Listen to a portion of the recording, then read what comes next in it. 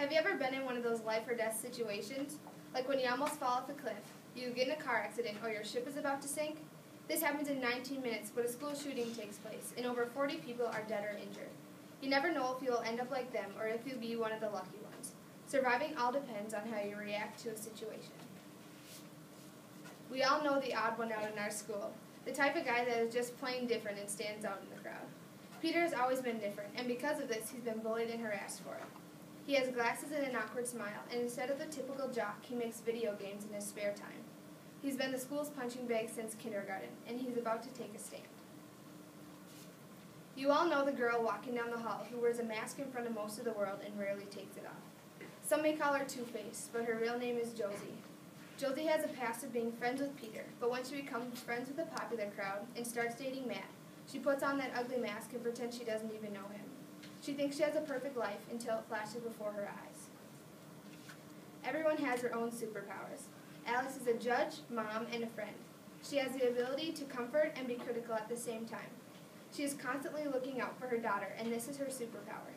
When she is asked to be the judge on a critical case, she doesn't know what to do. This is when her deep thinking kicks in, but she can't decide if she made the right or wrong decision. To some, rebellion is stealing a cookie before dinner or cheating on your 4th grade spelling test. To Peter, it's getting revenge on all the bullies by shooting. After all the deaths and injuries, the town is crazy and extremely chaotic. Who will want to defend a killer? How do Peter's parents react? The book is too suspenseful and mind-twisting to give away the end, so all who have read it would tell you to read it yourself. We usually have to be careful not to judge people, but for others, it's their job. Josie, who was injured in the shooting, was lucky and survived. Her mother, Alex, is the county judge and was called to the case. This is one of the main conflicts in the town because many think it's wrong and unfair. How far would you go to protect your daughter and give justice to all the kids affected in the shooting? Josie and Peter were inseparable. They did everything together since the day they were born. Their moms were friends, which made them friends as well.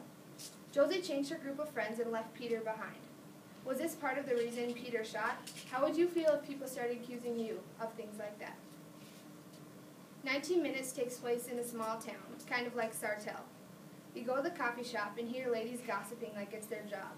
You do one thing wrong and everywhere you go, people stare.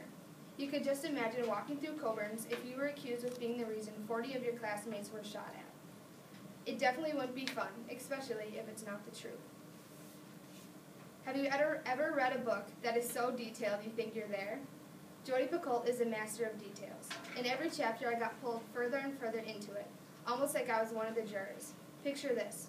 Homework papers were scattered on the floor. Shell casings rolled beneath the heels of my feet. One simple detail, and I feel like I'm watching a movie in my head. After reading this story, I realized that although I haven't experienced it firsthand, bullying happens every day. It inspired me to try and make a change. I want to put a smile on as many people's faces as I can and let them know that the rainbow always comes after the rain. I'm also asking you to do the same, because at some point everyone needs a friend.